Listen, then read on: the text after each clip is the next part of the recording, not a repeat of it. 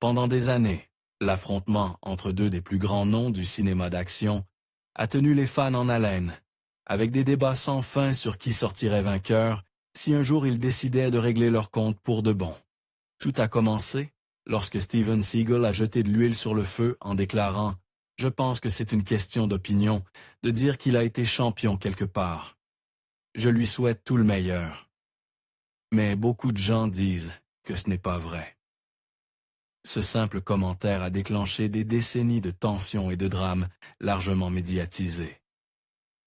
Aujourd'hui, après tout ce silence, Jean-Claude Van Damme est monté au créneau et a lâché une bombe en qualifiant Seagal de fraude et en ajoutant « Il parle de former des agents de la CIA, de combattre des méchants dans la vraie vie, mais il n'a jamais combattu dans un vrai tournoi, pas un seul. Alors, qu'est-ce qui se cache derrière ces mots cinglants? Restez avec nous pendant que nous décryptons cette rivalité, les faits et la vérité brutale qui a laissé les fans stupéfaits. Le combat à 20 millions de dollars qui n'a jamais eu lieu. La rivalité entre Jean-Claude Van Damme et Steven Seagal est l'une des plus commentées de l'histoire du cinéma d'action, marquée par des déclarations publiques, des quasi-altercations et des propositions de combat à gros enjeux qui ne se sont jamais concrétisées. Les origines des tensions remontent à 1991, lorsque Steven Seagal est apparu dans The Arsenio Hall Show et a remis en question les compétences martiales de Van Damme. Lorsqu'on l'a interrogé sur les titres de Van Damme, Seagal a déclaré « Je pense que c'est une question d'opinion de dire qu'il a été champion quelque part. Je ne veux pas être médisant ou quoi que ce soit.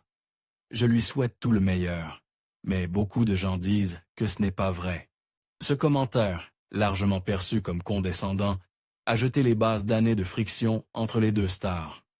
Van Damme, qui avait un palmarès de 18 victoires et une défaite en kickboxing en Belgique, et un grade de ceinture noire en karaté, en a été offensé, bien qu'il n'ait pas répondu publiquement à l'époque. Leur rivalité a dépassé les mots pour devenir une série d'occasions manquées à Hollywood.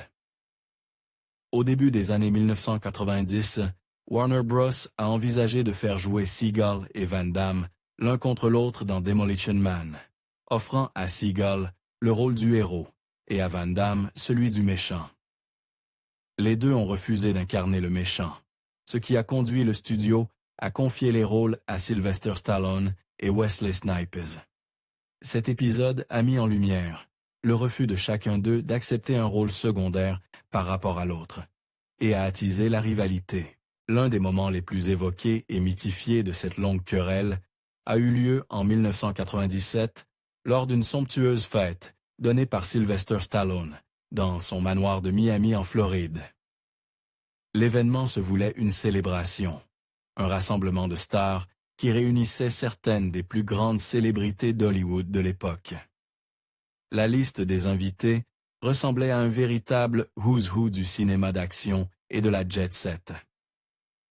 Arnold Schwarzenegger, Bruce Willis, Madonna, Don Johnson, Shaquille O'Neal et bien d'autres figures emblématiques du cinéma, de la musique et du sport. D'après plusieurs récits, y compris ceux de Stallone dans des interviews ultérieures, la soirée avait bien commencé. Les verres se levaient, les anecdotes s'échangeaient et les icônes du genre se mêlaient. Mais sous la surface, la tension entre Van Damme et Seagal était palpable. Ce soir-là, Van Damme a décidé qu'il était temps de confronter Seagal en face. Stallone a décrit plus tard ce moment comme électrisant, tout le monde sentant qu'un événement marquant allait se produire. Van Damme s'est approché directement de Seagal et l'a défié à sortir pour régler leurs différends comme de véritables artistes martiaux. Il ne s'agissait pas d'un défi fanfaron ou mis en scène pour attirer l'attention. Selon les témoins, c'était une invitation sérieuse et directe à mettre les mots de côté et à laisser parler la technique et la force. Seagal a cependant décliné le défi, écartant l'invitation de Van Damme. Mais Van Damme n'était pas prêt à en rester là. Après que Seagal a quitté la fête de Stallone, apparemment pour éviter la confrontation, Van Damme, toujours enflammé, a décidé de le suivre. Il l'a retrouvé dans une boîte de nuit de l'Ocean Drive de Miami, où Seagal s'était réfugié pour fuir l'attention de la soirée. Une fois de plus, Van Damme a lancé le défi, offrant à Seagal une autre chance de prouver ses dires et de régler l'affaire en privé, loin des caméras et des foules de leurs films. Et une fois de plus, Seagal a refusé. Ce deuxième refus n'a fait qu'alimenter le feu de leur rivalité déjà brûlante, ancrant dans l'esprit de beaucoup que Seagal n'était pas prêt à affronter Van Damme dans un vrai combat. Stallone, témoin direct des événements, a évoqué cet incident dans des interviews notamment dans le magazine FHM en 2008. Il a déclaré qu'il était clair pour lui, qui aurait gagné si le combat avait eu lieu. Selon Stallone, Van Damme était en bien meilleure forme physique à l'époque et aurait probablement battu Seagal sans grande difficulté. Cette évaluation ne se fondait pas seulement sur le physique impressionnant de Van Damme, encore au sommet de sa forme après des années de compétition et de tournage exigeants, mais aussi sur le contraste évident entre la détermination sans faille de Van Damme et le refus de Seagal d'engager le combat. Stallone a noté que Seagal, bien que plus grand, 1,93 contre 1,18 pour Van Damme, manquait de la condition et de l'explosivité qui définissaient la carrière de Van Damme. L'incident de 1997 chez Stallone est rapidement devenu une légende d'Hollywood. Il a été raconté dans des articles, biographies, documentaires et forums de fans comme un chapitre marquant de la rivalité Van Damme-Seagal.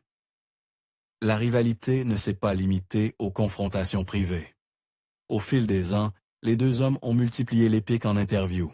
Van Damme a critiqué le choix de Seagal de se battre en costume dans ses films et a suggéré que ses rôles manquaient d'authenticité. Seagal, lors de son émission Steven Seagal, l'amène à écarter l'idée de combattre Van Damme, affirmant que ce serait comme écraser une fourmi. Malgré la tension persistante, aucune confrontation directe n'a jamais eu lieu, bien que des propositions aient existé. L'une des occasions les plus marquantes manquées fut celle d'un véritable combat. Dans une interview en 2023 au Télégraphe, Van Damme a révélé que le producteur Peter Guebert avait proposé aux deux acteurs 20 millions de dollars chacun pour s'affronter au Mirage à Las Vegas dans les années 90. Selon Van Damme, il avait accepté le combat, mais Seagal avait décliné. L'offre était sérieuse. Il ne s'agissait pas d'un film, mais d'un véritable combat d'arts martiaux devant un public en direct. Cette révélation a ajouté un nouveau chapitre à leur rivalité, laissant entendre que Seagal avait évité une chance de régler l'affaire publiquement et définitivement.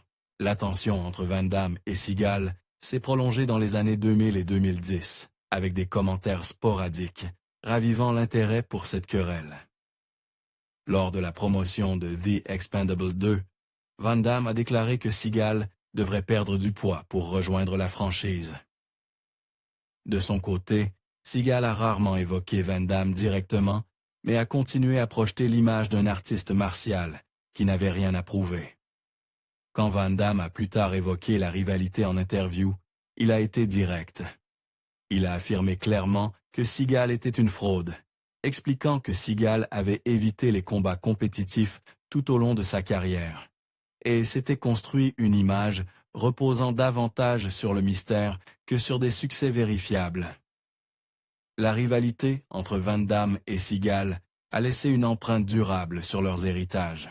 Van Damme reste respecté pour son palmarès avéré et ses contributions au cinéma martial, tandis que la carrière de Seagal est vue par certains avec scepticisme quant à l'authenticité de ses prétentions martiales. Un dîner tranquille laisse entrevoir une possible unité. Cependant, en 2023, les fans ont assisté au rebondissement le plus inattendu de cette saga. L'image de Van Damme et Seagal ensemble, partageant un repas et peut-être scellant enfin la paix.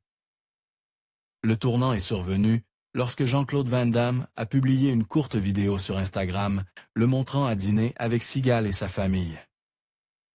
La légende était brève mais percutante. Merci à Steven Seagal et à sa famille pour ce dîner fantastique. Grande annonce à venir.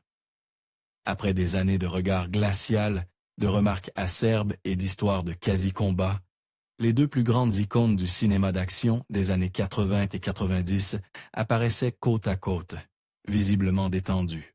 Pour les fans qui avaient agrandi à débattre de qui gagnerait dans un vrai combat, qui avaient épluché les interviews à la recherche d'un signe de réconciliation et qui avaient accepté cette rivalité comme définitive, l'image semblait presque irréelle. Les sections commentaires sur les réseaux sociaux ont explosé. Certains fans ont spéculé que la vidéo avait été trafiquée ou générée par une intelligence artificielle, tant la conviction était ancrée que ces deux légendes ne partageraient jamais un repas ensemble. D'autres ont osé espérer que la grande annonce signifiait ce dont ils rêvaient depuis des années. Van Damme et Seagal, enfin réunis peut-être à l'écran. Les spéculations autour de la grande annonce, promises dans la légende Instagram, sont allées bon train.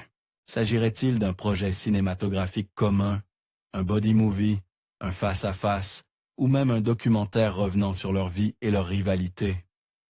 Préparaient-ils une tournée d'arts martiaux, partageant leurs expériences et leurs compétences avec des fans du monde entier? Ou bien était-ce quelque chose de totalement inattendu, comme une entreprise promouvant la culture des arts martiaux, le fitness ou le bien-être? Les possibilités ont fait saliver des fans, qui avaient attendu des décennies de voir ces icônes unies d'une manière ou d'une autre. Ce qui rend cette réconciliation apparente si marquante, c'est qu'elle reflète le chemin d'autres rivalités iconiques qui ont fini par céder la place à l'amitié. Arnold Schwarzenegger et Sylvester Stallone, autrefois adversaires amers au box-office, qui se lançaient des pics et tentèrent de se surpasser à coups de spectacles d'action toujours plus extravagants, sont finalement devenus collaborateurs et amis. Ils ont travaillé ensemble dans la franchise The Expendables et d'autres films, prouvant que même les rivalités les plus féroces d'Hollywood peuvent évoluer vers la camaraderie. Voir Van Damme et Seagal suivre potentiellement la même voie offre aux fans une narration satisfaisante. Passer de l'attention et du conflit au respect mutuel et peut-être à un partenariat créatif. Pourtant, malgré ces signes encourageants, des questions demeurent. La vidéo et la légende, soigneusement formulée et mise en scène, laissent planer une certaine ambiguïté. Ce dîner marquait-il vraiment le début d'une véritable amitié, ou n'était-ce qu'un coup habile de communication avant un grand projet commun? Les vieilles tensions pourraient-elles ressurgir si la collaboration se concrétise et que des divergences créatives apparaissent? Et surtout, quelle est donc cette grande annonce que Van Damme a promise? Les deux acteurs restent, quoi qu'il en soit, des vainqueurs dans leurs carrières respectives. Dans le monde en constante évolution du cinéma d'action, rares sont les figures qui ont laissé une empreinte aussi durable et distinctive que Jean-Claude Van Damme et Steven Seagal. Bien que les comparaisons entre les deux aient été inévitables compte tenu de leur ascension parallèle à la fin des années 1990, il est important de reconnaître que tous deux, malgré des trajectoires et des choix très différents, restent des vainqueurs dans leurs carrières respectives. Jean-Claude Van Damme, les muscles de Bruxelles, a construit un héritage qui mêle un athlétisme incontestable, une vulnérabilité émotionnelle à l'écran et une capacité à s'adapter et à évoluer avec le temps. Steven Seagal, bien que devenu une figure plus clivante ces dernières décennies, a bâti une marque qui dépasse le cinéma, s'aventurant dans la musique, les affaires et la géopolitique, et restant une figure reconnaissable dans le monde entier. L'histoire de Van Damme est celle d'une discipline physique doublée d'une réinvention personnelle. Né en Belgique, il a commencé les arts martiaux dès son plus jeune âge, obtenant sa ceinture noire de karaté à 18 ans et accumulant un impressionnant palmarès en kickboxing. Son déménagement à Hollywood était un pari, mais un pari qui s'est avéré payant lorsque Bloodsport, en 1988, est devenu un succès surprise. Contrairement à beaucoup de stars d'action de l'époque, Van Damme associait puissance physique et grâce presque chorégraphique, ses coups de pied hauts et ses grands écarts devenant des signatures visuelles iconiques. Des films comme Kickboxer, Universal Soldier et Time Cop ont non seulement confirmé son attrait au box-office, mais ont aussi révélé un interprète capable de marier scènes de combat brutales et personnages auxquels le public pouvait s'attacher. Surtout, Van Damme n'a jamais hésité à montrer la vulnérabilité de ses héros, leur permettant de lutter, de souffrir et finalement de triompher. Ce qui distingue la carrière tardive de Van Damme, c'est sa lucidité et sa volonté d'autodérision. Des projets comme JCVD en 2008 ont révélé un homme en prise avec la célébrité, les regrets et la quête d'identité, mêlant action et introspection. Sa série Amazon, Jean-Claude Van Johnson, est allé encore plus loin, transformant son image publique en à la fois une blague et une réflexion sur la nature étrange de la célébrité. Ses films plus récents, tels que Luca, The Bouncer et Kickboxer, Retaliation, ont été salués pour des performances intenses et authentiques qui vont bien au-delà de la simple nostalgie. Ces films ont rapporté plus d'1 milliard de dollars dans le monde, un témoignage de son attrait durable à l'échelle mondiale. Au-delà de l'écran, Van Damme est devenu un défenseur respecté des droits des animaux et des causes environnementales, agissant comme ambassadeur et mettant sa notoriété au service de campagnes d'intérêt public. Son influence dépasse le cinéma. Des combattants modernes comme Scott Adkins, Conor McGregor et Nate Diaz l'ont cité comme source d'inspiration, et son image a contribué à inspirer le jeu original Mortal Kombat, mêlant culture pop et mythologie des arts martiaux. Le parcours de Steven Seagal, bien que différent, est tout aussi fascinant dans sa complexité. Seagal s'est imposé en 1988 avec Above the Lord, offrant au public quelque chose de distinct du style musclé des Schwarzenegger et Stallone.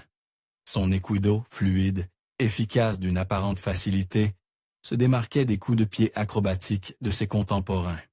Hard to Kill, Marked for Death et Under Siege sont devenus des films emblématiques, positionnant Seagal comme une force stoïque presque invincible à l'écran.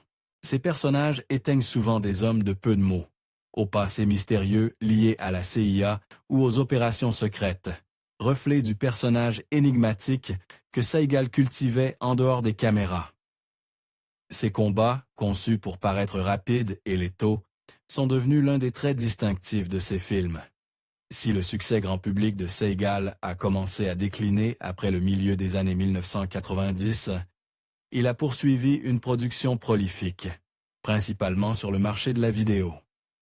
Son choix d'emprunter cette voie, en produisant et en jouant dans des dizaines de films d'action à plus petit budget, démontre une constance et un attachement à sa marque que peu peuvent égaler.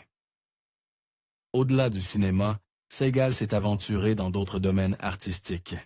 Il a composé et interprété les musiques de nombreux de ses films et a sorti 2 albums de blues, Songs from the Crystal Cave et Mojo Priest. Sa musique, bien que peu acclamée, reflète sa passion pour le blues et son désir de s'exprimer au-delà des arts martiaux et du cinéma. Les affaires et les activités politiques de Seagal l'ont également maintenu sous les projecteurs. Du lancement de boissons énergétiques et d'huiles thérapeutiques, à sa nomination en tant qu'envoyé spécial de la Russie auprès des États-Unis en 2018, ces initiatives ont souvent attiré autant d'attention que ses films. Ses amitiés, avec des figures comme Vladimir Poutine et ses prises de position politiques, ont fait de lui un personnage à la fois controversé et fascinant, aussi susceptible d'apparaître lors d'événements géopolitiques que sur les plateaux de cinéma. Comme Van Damme, Seagal a défendu les droits des animaux et des causes environnementales, bien que ses choix politiques aient souvent éclipsé ses engagements dans l'opinion publique. Il est facile de se concentrer sur les contrastes entre Van Damme et Seagal. L'ouverture de Van Damme à se parodier lui-même face à la volonté de Seagal de cultiver le mystère.